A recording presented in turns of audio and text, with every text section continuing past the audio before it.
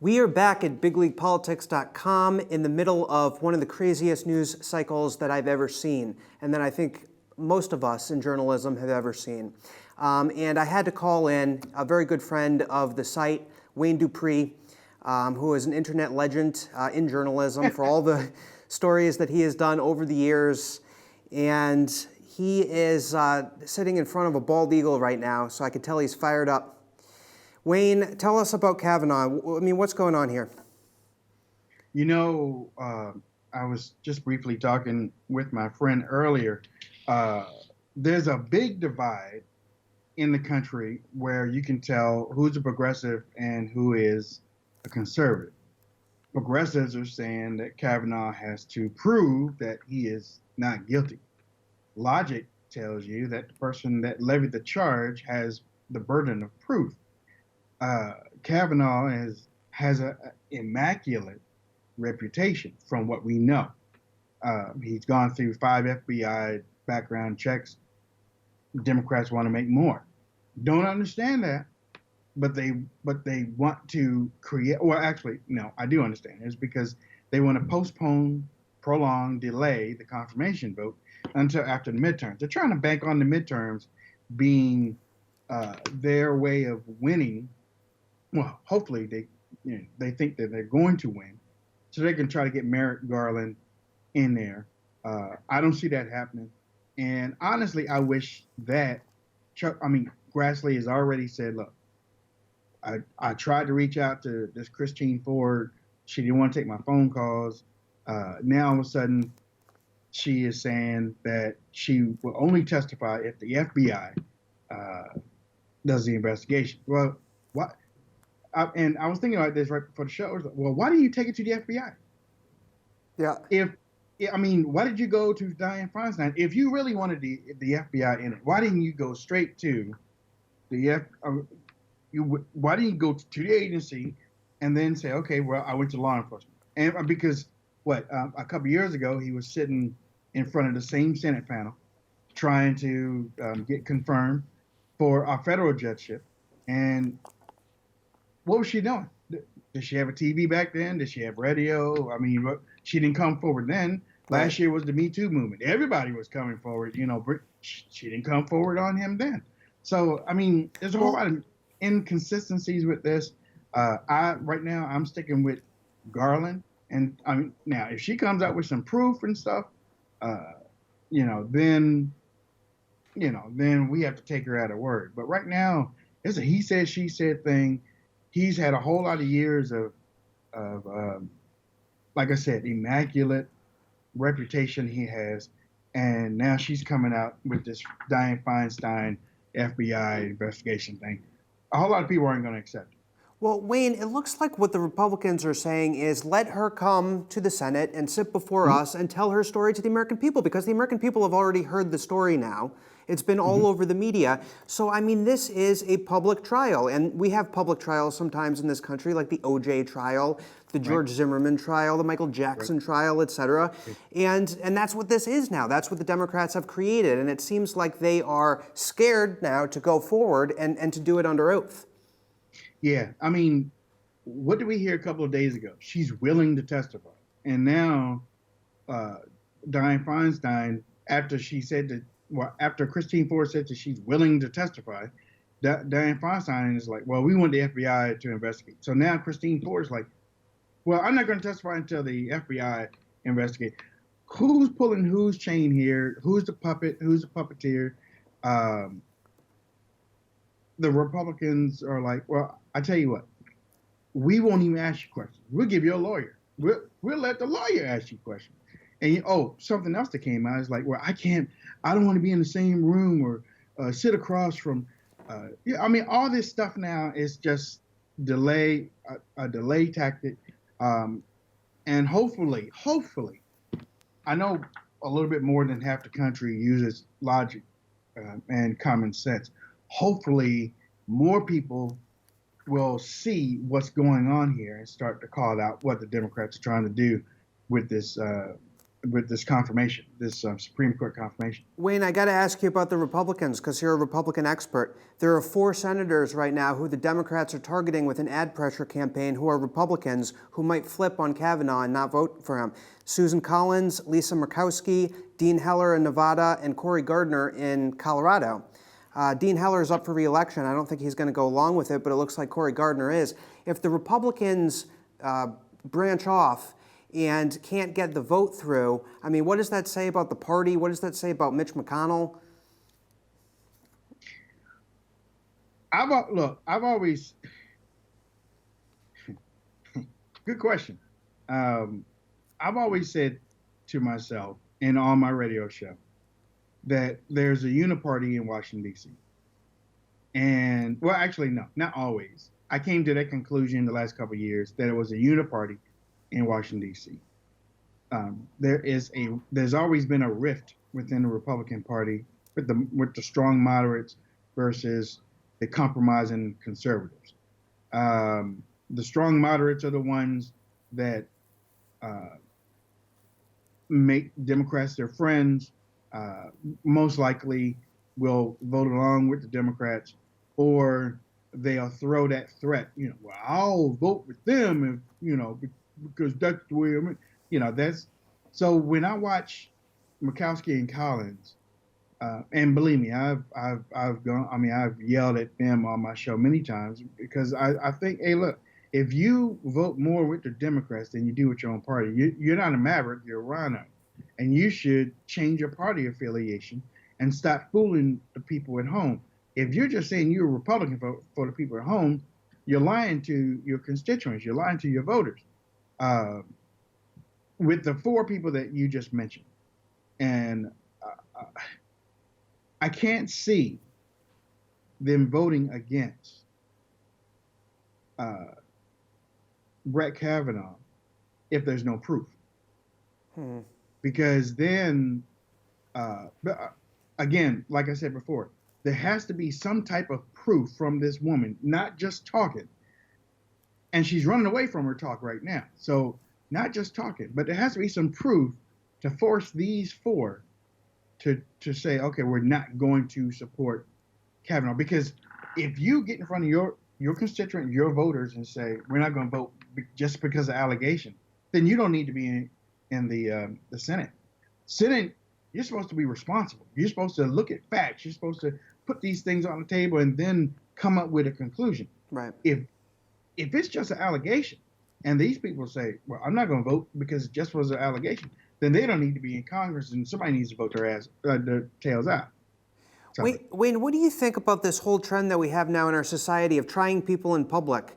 It's sort of like the court of public opinion or Twitter, which is very easily manipulated, is just very dominant, I think, in our society, in our judicial system.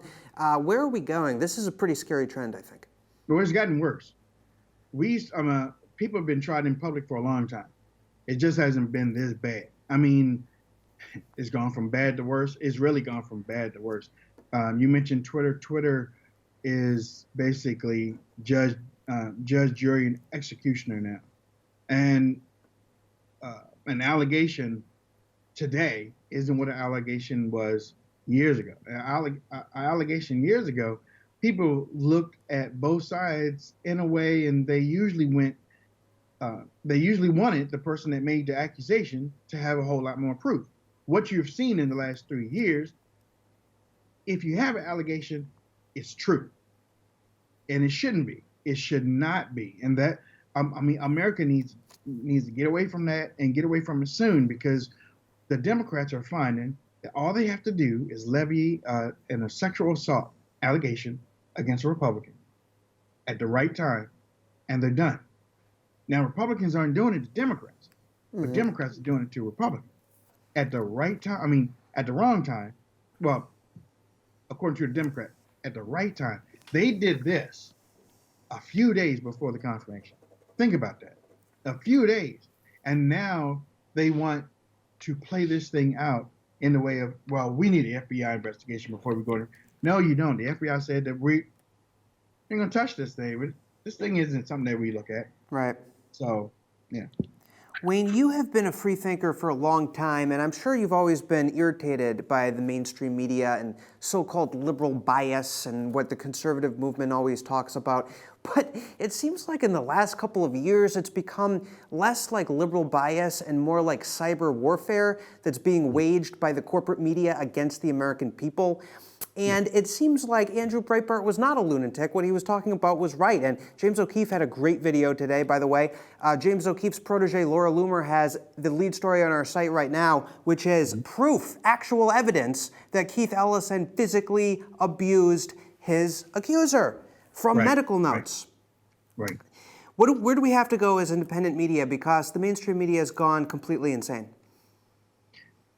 I call them the opposition media.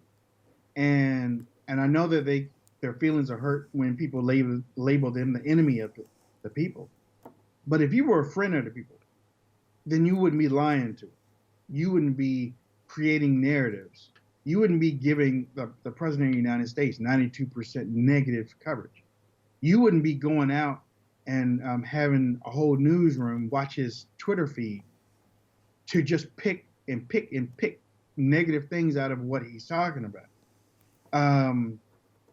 The Andrew Breitbart right now, if Andrew Breitbart was alive right now, he would be so angry that so many people have dropped the ball in calling out the media.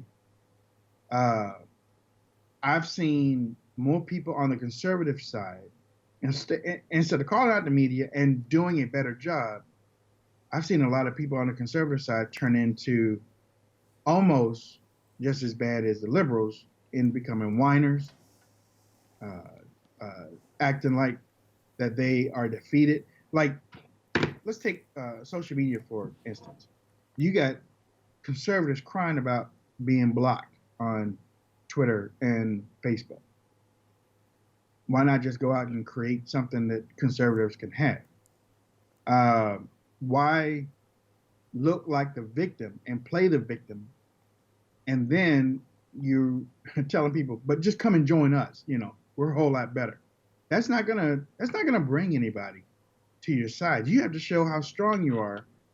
Okay, fine. You wanna do this? We're gonna move our operations somewhere else. We're gonna take all the best and brightest of the conservative big time names and stuff, and we're gonna move them. And then you're gonna be your little liberal side, and then you're gonna, I've seen so many things. I've seen so many switches over the last couple of years. Yeah. On our side, I am shocked. And, I never would, like I said, Andrew Breitbart would have been like, what is going on with y'all? Y'all are supposed to be warriors and fighters, not whiners and crybabies. You're supposed to put things together and call out the media. You're supposed to run to like what Laura Loomer does. You're supposed to run to these places. You're supposed to report on these things, not sit all day on Twitter and argue and come up with fake facts. And there's going to be a huge Black American movement, and they're going to vote for Republicans.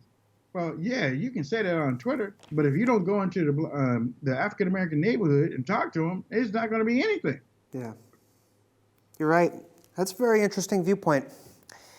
Wayne, where do you see? I want to talk about the economy a little bit, even though it might not be the flashiest thing. It's so important because we've got 4% GDP. We've got these tax cuts, which didn't go as far for lower income people, but it has spurred economic growth because we all know that that's what tax cuts do.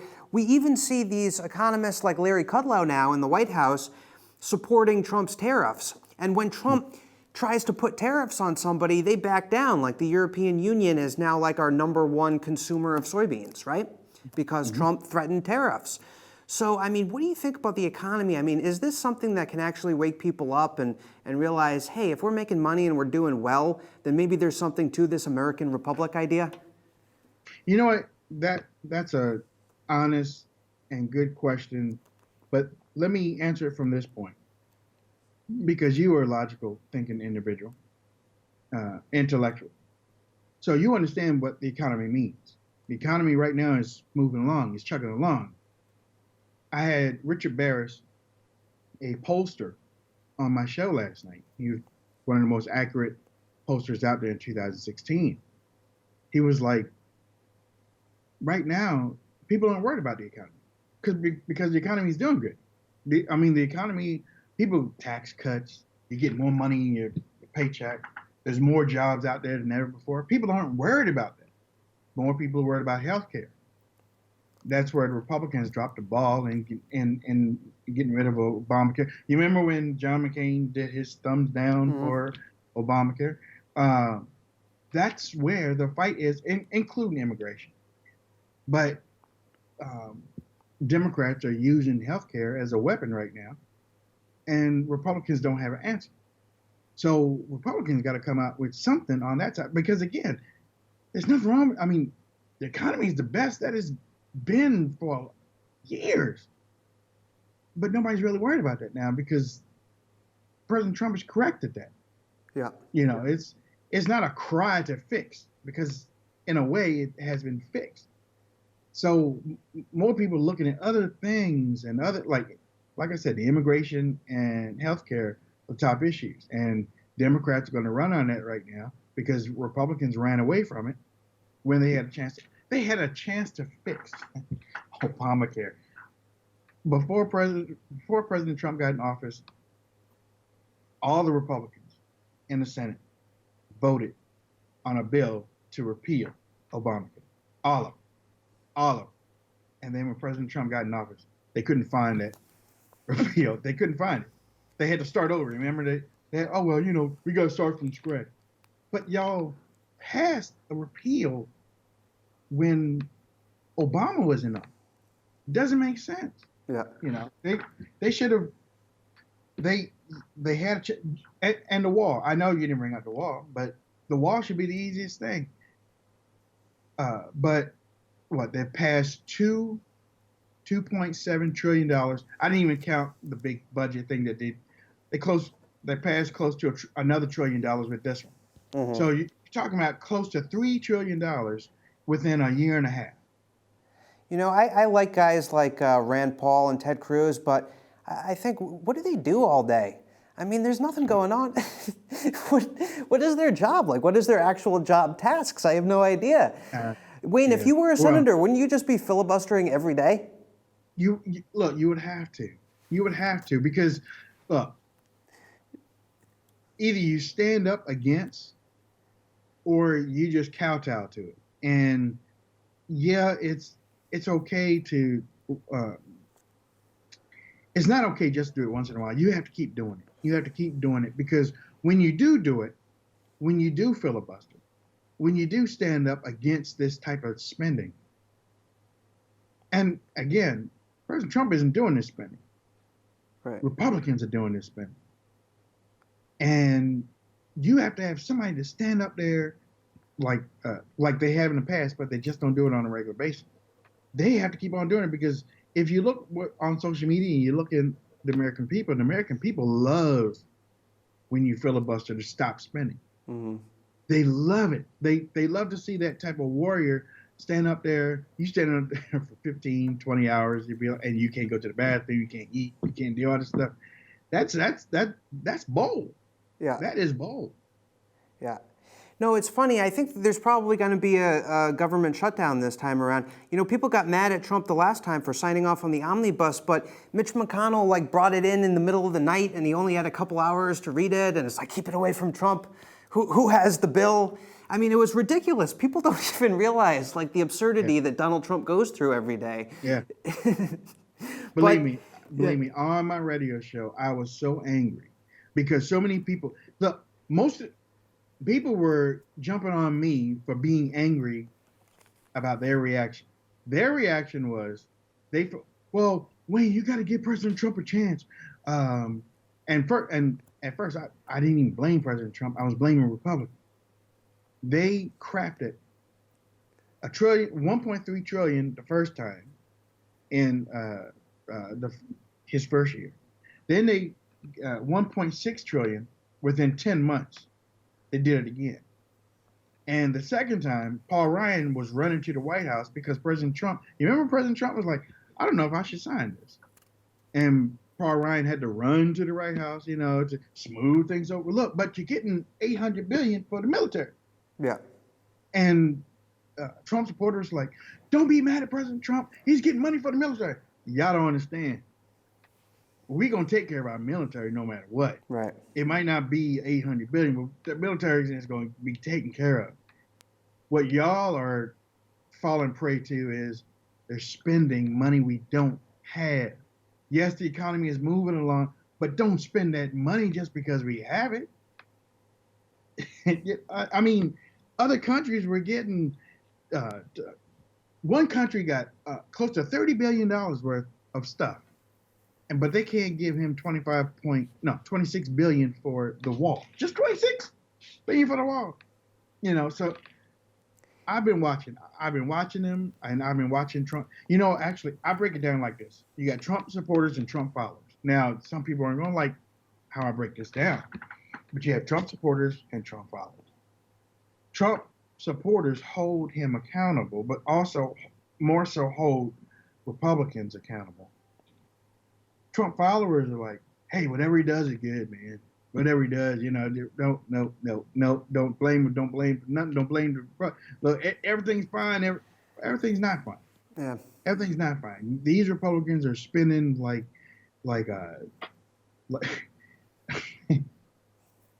and you know what? And I mean, they're spending like they're in New Orleans on a Friday night, man. Yeah. They are wrecking things silently, and then when people realize, when it really comes out, they'll be like, well, how did we get here? Well, we tried to tell you. Republicans have, again, with this last bill that they just signed, $800 billion, you add that to the 2 point something trillion dollars, you got almost $3 trillion that this Republican Congress has spent under McConnell and Ryan, and they're shoving it on President Trump's desk, with the promise, we'll get to you all. We'll get to you all. Ryan, when President Trump got elected, well, we'll talk about the war in June. And then now this was in his first term, we'll talk about the war in June or July. And then when May came, well, we'll push it to the end of the year. Push it to the end of his first year.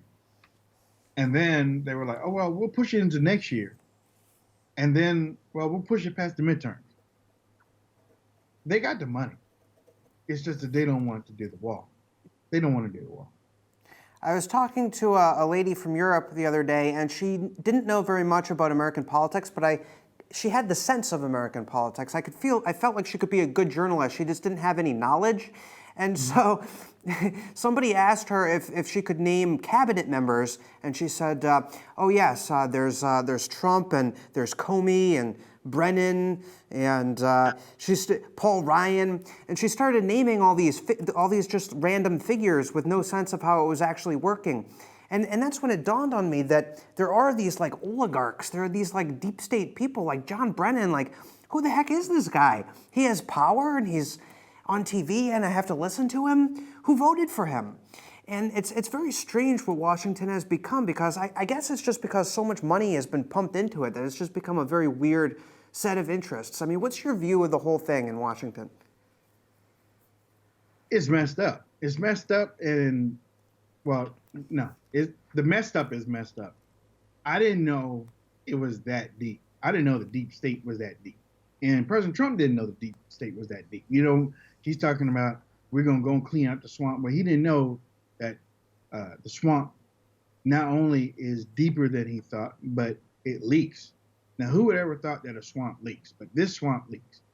And you have people on the inside that are trying to hurt President Trump. You have the media on the outside that's trying to hurt Trump. You have Obama holdovers that won't be quiet. They won't let President Trump do his thing. They want to destroy any type, as long as it has to do with making America great again or holding up the flag. They don't like it. But like I said, Washington is bad. Washington is worse than what many of us thought. And so many people are like, well, Trump's going to clean it up. But guess what? He will, but he needs help. And the only way that he can get help is if we get out there and vote the people to to go in there and help them because, and you know what I wish would happen? I wish that President Trump sometime would scale back some of those tweets and use some of those tweets to call out some of these Republicans that aren't helping him with his agenda because he has defended, well, he has endorsed Paul Ryan, he has endorsed Mitch McConnell, he endorsed John McCain, he endorsed Lindsey Graham, and they're racist. But then they still turn around and do these things to him. So I just wish that well, he Wayne, would that's call them because out. the pharmaceutical companies pay the Republicans the same way they pay the Democrats. Or isn't it all just the same companies that are giving these people money? Uniparty. It's a uniparty. I mean, everybody's getting their feet washed at the same place. Everybody's getting their hands done. Everybody's getting their nails done at the same place. Yeah. And as long as you're part of the group, you're part of the group. And they can put on a great show. They can put on a great show.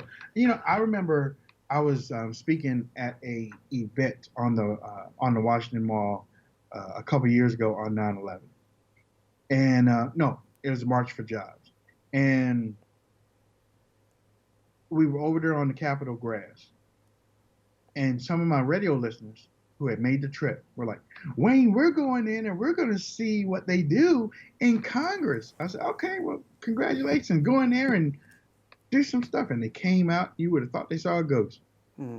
They came out there, mouths dropped, eyes big. I was like, "What happened to you?" "Wayne, they're all friends." That's what they said. They're all friends. Yeah. They were just standing around and joking and laughing. And see, what they have been used to is the kabuki theater that they see on TV. "Well, my friend from Texas doesn't know what the hell he's talking about." Okay, well, you know, you have that, or Mitch McConnell, you're trying to pass this bill, and this is wrong. This is Schumer. That's a good My McConnell. friend Schumer doesn't know what he's talking about. So, yeah, I mean, it is kabuki theater. It's tough to do Mitch McConnell. Say again? It's tough to do Mitch McConnell. That was good. Yeah, I know. You know, you gotta get that chin in here, and you gotta have that sad look, you know. Yeah. But yeah. Well, Wayne, I'm glad that you could try out your Mitch McConnell impression here before you go back to your radio show.